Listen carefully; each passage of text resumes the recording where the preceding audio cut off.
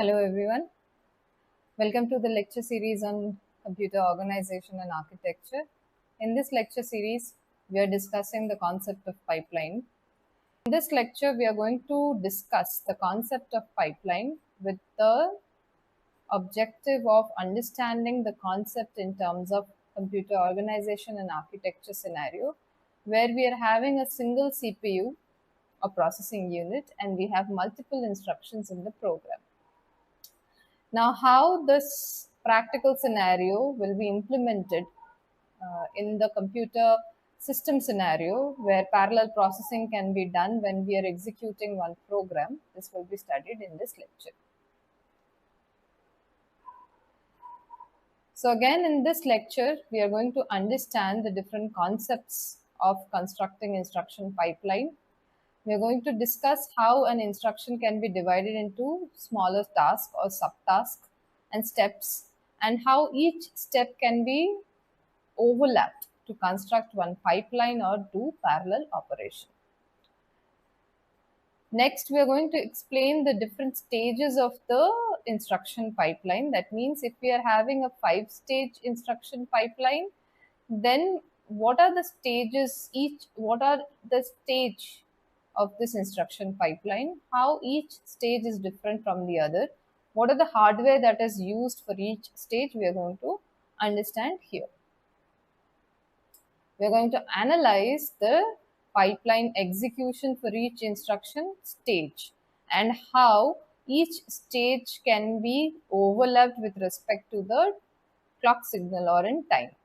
So in CPU, very important signal that we are going to use is the clock signal for synchronization of different execution in the CPU. So here we are going to study specifically the timing diagrams to understand how each step can be performed with respect to time or with respect to clock. Implementing this pipelining, I am using here as a reference signal which is called clock signal. Every CPU will have one clock or clock signal. So in this case, we are having one CPU. One CPU will have only one clock cycle. So one clock signal. So every CPU is having one important signal which is called clock. This signal is majorly used for synchronization operation. Synchronization means for synchronizing each step of execution inside your CPU.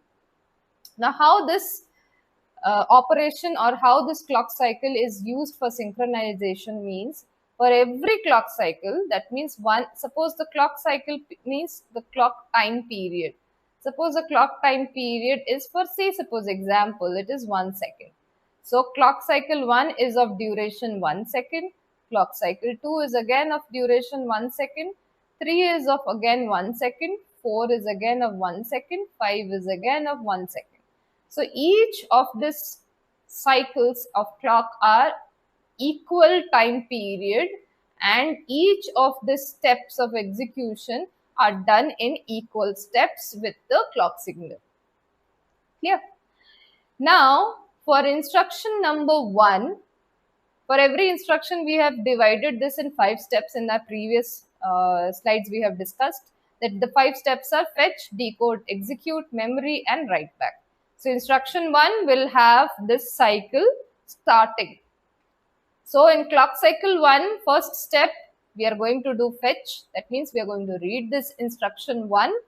In 2, we are going to decode the instruction 1. Why decoding? Because reading is completed. So once reading is completed, we will do decoding. Once decoding is completed, we will do execution. Once execution is completed, we will do memory access. And so once we do memory access, and then once memory access is completed, we will do write back. So this is how the stages are being done in parallel processing. So as of now, this is not parallel. This is for single instruction. We are divided into multiple stages, and how each stage is flowing with one clock cycle. This is what is shown here. Now, how the next instruction will be placed and how we are going to do this in sequential form as well as parallel form, we are going to study here. So, one instruction is actually divided into 5 steps. So, one instruction is divided into 5 steps. Each step is taking 1 clock cycle. So total time for executing one instruction is 5 clock cycles. This is very plain and simple, very basic explanation of this. So now for second instruction, how we are going to do parallel processing. So just like we had studied about the assembly line, how toy car finished product was being generated. So when your first person was doing painting, the second person was waiting. So in this case, first person means first instruction is being executed in the fetch cycle. That means I'm reading instruction number 1 in clock cycle number 1. So when I'm reading this step, the next instruction has to wait. So we are doing nothing here. So we are doing nothing means we are actually waiting. So instruction 2 is not being executed in first clock cycle, it is waiting here. So once this first instruction fetch is completed and it is moving on to the decode phase, what will happen to the instruction 2? In instruction 2, we will start with the fetch cycle here in clock cycle number 2.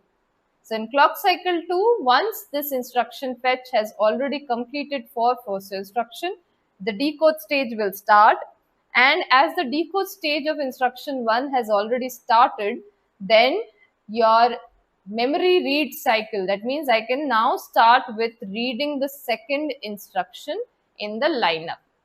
Okay, so I will start with instruction fetch in this second clock cycle as soon as my first instruction fetch is completed. So when I'm doing the decoding stage of instruction 1, I am parallelly doing instruction fetch of instruction number 2. Okay, why I'm able to do fetch and decode both these two steps in one clock cycle and how I'm able to do this? Why? Because in second clock cycle, the decoding is being done by control unit, which is one hardware or one component of your data path execution. And your fetch is being done in using program counter and instruction cache that are nothing but part of your memory. Okay. So first step is being done by a hardware which is your memory. Second step is being done by the control unit. Clear? So in fetch and decode, because they are being done by two separate hardware, they can be simultaneously executed parallelly in the same clock cycle. So in clock cycle number 2, we can do both fetch and decode for each independent instruction. That means I can do instruction decode for instruction number 1 and instruction fetch for instruction number 2. In my third clock cycle, when I'm doing execute, that means the decode is completed and it is moving to execute stage, then we are going to do decoding. So when decode of first instruction is completed, it is moving on to execute in clock cycle number 3. We are starting with the instruction decoding of your second instruction during that same phase. Why we are able to do this two steps in the same clock cycle? Because execute is being done by ALU. So execute is done by ALU, whereas your decoding is done by control unit. So here we are using a separate hardware and here we are doing a separate hardware. So when the hardware resources are separate, we can overlap the two steps in the same clock cycle to do parallel processing for a single processor, so that we can actually reduce the execution time here. Clear? Okay. So in the next clock cycle, when execute is completed for instruction 1, it is moving to the memory stage of instruction 1. And the second step here, as soon as it is completing decode, it is going to the execute stage. This is related to data cache and this is related to ALU. Again, separate hardware. So there is no overlap between the hardware. So the task can be overlapped in this clock cycle. Then finally, in clock cycle number 5, when we are doing write back, that means final data storage after memory access is completed. In this step, we are doing memory access for second instruction. So this is data cache and this is registers. So both are separate, or we can say this is separate locations in memory. So registers are part of internal memory and data cache is again part of your main memory. Now here, once this write back is completed, instruction number 1 execution is completed. So when instruction 1 is completed, how many clock cycles are needed? 1, 2, 3, 4, 5. So for completing instruction number 1, we require 5 clock cycles here. Okay. So as soon as write back is completed, instruction 1 is completed. So in clock cycle 6, instruction 1 is doing nothing. That means it is waiting. And instruction 2 is starting with the write back stage. So as soon as write back stage is completed, instruction 2 will also finish. So for completing next instruction, here we are using how many clock cycles? So we are starting from clock cycle number 2. So this is 1, 2, 3, 4 and 5. So each instruction in your parallel processing or pipelining is using same clock cycle, same number of time. Execution time, so we can say that execution time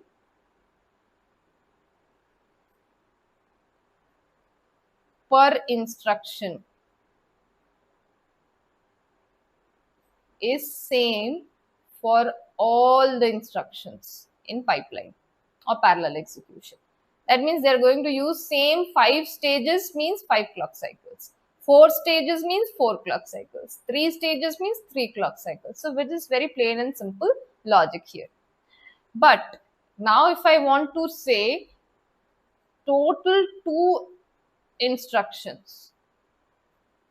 So total 2 instructions, time taken is equals to how much? So in this case, total time taken from clock cycle 1 to 6 for executing this full 2 instructions. So how many clock cycles? 6 clock cycles. So the time taken is 6 clock cycles. And if I assume that 1 clock cycle is 1 second, that means this is nothing but 6 seconds. So time taken for executing one instruction is 5 seconds, but for executing 2 or more instructions, we are taking less time in parallel processing. So if I had to do the sequential, so what would be the difference? So this is using parallel processing. But if I had to do sequential, that means serial processing. So total 2 instructions, what would be the execution time?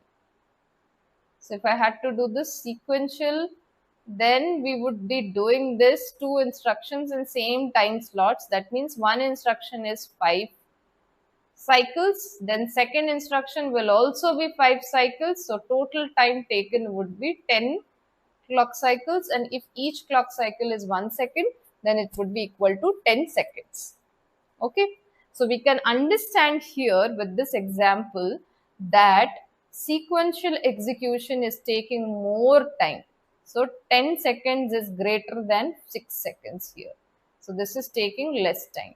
So when we are doing parallel execution or pipelining, what is parallel means or pipelining means? We are overlapping the steps of execution. Why we are able to overlap? Because each step is using separate resource and they are independent in operation. They are not overlapping with each step. So we can use this parallel method of execution. With parallel method, we are reducing the execution time. Execution time reduces means we are improving the throughput of the system. That means total number of instructions per unit time, that outcome is increasing. So if throughput increases, that means performance of the system is improving. Yeah. So we will simply put this together. If I conclude this, so let me remove this text here. So if I want to conclude the observation in terms of sequential and parallel execution and in terms of the performance of the system, how they are changing with respect to each step. So time taken for executing one instruction is 5 clock cycles. Two instruction would be 10 clock cycles if we are doing sequential execution. And if we are doing pipelining or parallel operation, then we are going to use 6 clock cycles. So what are we doing here? So here we are actually doing nothing but, if I compare the sequential and parallel execution, for one instruction, both the system is going to take same amount of time. That means we are going to take 5 clock cycles irrespective of whether I am doing sequential or parallel execution. So even if I do sequential, one instruction will take 5 clock cycles. If I do parallel, I will take 5 clock cycles. Now, for finishing two instructions sequentially, what would be the time taken? 5 plus 5, that is 10 clock cycles. So this is why, because one instruction will finish, only then the next instruction can start in execution. That is the basic fundamental principle of sequential execution. Now, for pipelining or parallel execution, the same two instructions, how much clock cycles is it taking? It is taking 5 cycles here. So if you compare this table, so this is my timing diagram actually with respect to clock cycles, two instructions, how they are parallelly overlapped in execution. So when fetch is happening, the second instruction is doing nothing but waiting. Once fetch is completed to decode, in the same time, it is starting reading the second instruction. When this is completing to execute, it is moving on to the next step. So like this, overlapping of the two execution of instructions is being done in pipelining or parallel operation, and we are able to complete two instructions in 6 clock cycles only. So what are we doing? We are reducing the execution time. So if time reduces, then throughput is actually increasing. So system performance is also increasing in this case. So pipelining is only effective if I have two or more. So two or more instructions. It is not efficient for single instructions. It is only efficient for two or more instructions. While execution, we are improving the execution time. That means we are reducing the execution time and we are improving the throughput. That means we are enhancing the throughput and we are enhancing the performance of the system. Okay. Now, why we are able to do this pipelining? I have already told you the basic fundamental concept of pipelining or parallel processing is. So this is very, very important to remember that every instruction, when I am dividing this into steps, that means instruction fetch, decode, execute, write, memory and write back. So each instruction that is being executed, then it is independently doing the other operation. So when one is being executed, the other will be decoded and the third would be fetched. So each step is being done by a separate hardware and it is being done, the independent steps, they are completely independent, they are not dependent on each other. Only then we can do this overlapping or parallel processing or pipelining, whichever thing that you say. Okay. So in pipelining, we have already said, suppose now we have 3 instructions here. So instead of doing, in the previous example, we have only done till 3 instructions. So now here, suppose we are having 3 instructions, 1, 2 and 3. So 2 instructions in pipeline is going to take 6 cycles, 3 instructions is going to take 7 clock cycles. Because from 1 to 7, this is how it is being executed. Point to remember, every instruction is taking 5 clock cycles only. So with pipeline or parallel processing, we are not changing the execution time per instruction. It is remaining the same. But what are we changing? We are changing the execution time for multiple instructions. So for 3 instructions, now we are taking, if it was sequential execution, we will take 5 plus 5 plus 5. Why? Because one will complete, only then the second will start, second will complete, only then the third will start. So total would be 15 clock cycles. But If I'm doing this with parallel processing or pipelining, 3 instructions can be easily done with overlapping, and we see here in the table that it is being completed in less number of time, that is 7 clock cycles only, and execution time is decreasing using pipelining or parallel processing. That means the throughput of the system would increase. Throughput increases means the system performance is also increasing. Clear? So in this case, remember this, when we are doing reading of instruction of fetch, the second instruction and third instruction will be waiting. When we are reading the second instruction, the third instruction in the lineup would be waiting. So upcoming resources are waiting for their action, but previous resources will be just simply completing their task and moving on to the next task. So they will be simply doing the next task, moving on to the next task. Instead of waiting for the next person to complete, they will be moving on to the next task. So this is how parallel processing or overlapping or pipelining is being done in your computer system or practical computer systems. Now, here in this example, we are doing 4 instruction execution. So total 4 instruction execution, every instruction is taking 5 clock cycles. Why? Because this is a 5-stage pipeline. What are the 5 stages? Fetch, decode, execute, memory, and write back. So if I'm having 5 stages, then every instruction will take 5 clock cycles. So remember this, 5 stages means 5 clock cycles per instruction. So if you see, instruction 2 also takes 5 clock cycles, instruction 3 also takes 5 clock cycles, instruction 4 also takes 5 clock cycles.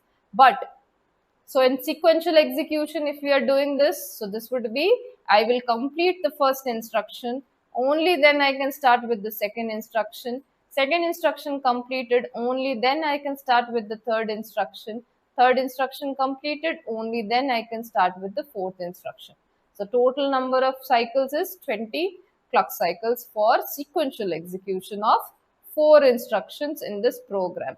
But if I'm doing this in pipelining, you can see here all the 4 instructions are completed within your 8 clock cycles only.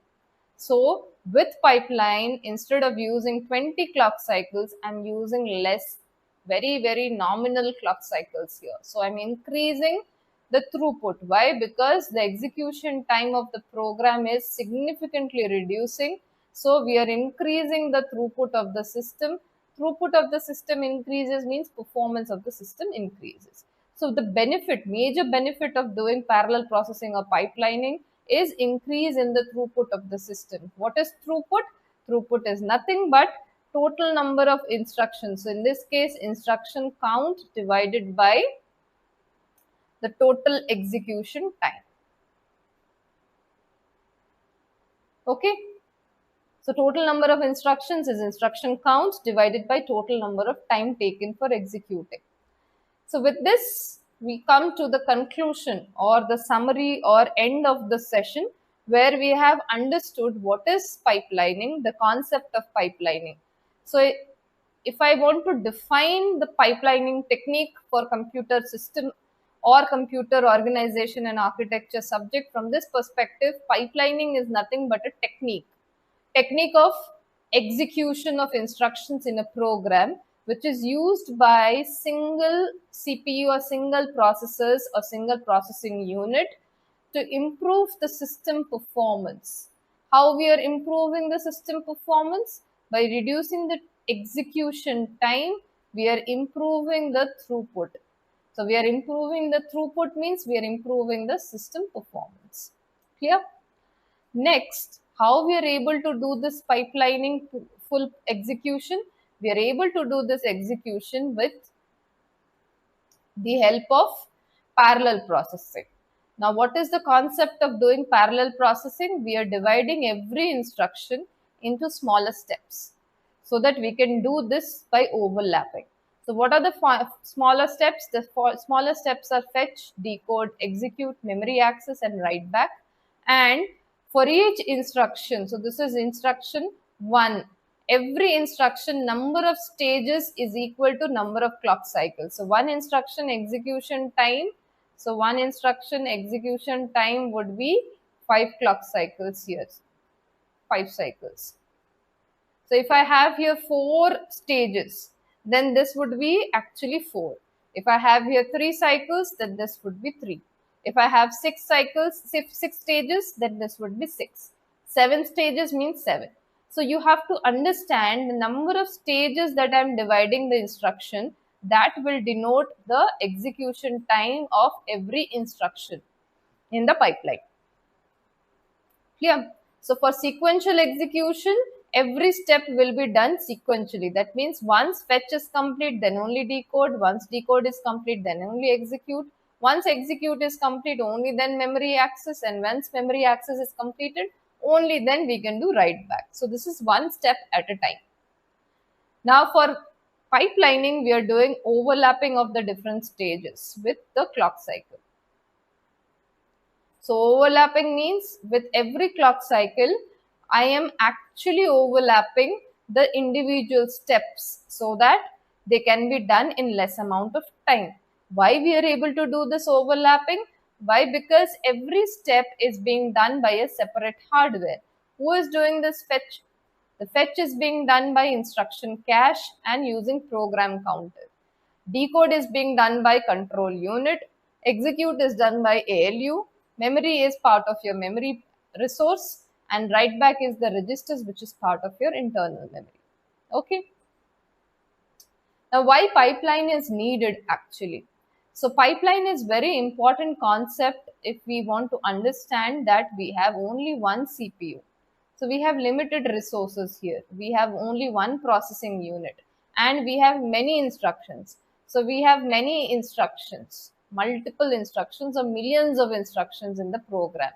So we have learned about only few examples where we are having 1 or 2 or 4, maximum 4, 5, 6 instructions. But in real life scenarios, we will be having millions and billions of instructions. So when the instruction count is equal to millions or billions of instructions, then we have the execution time of the program becomes very, very significant.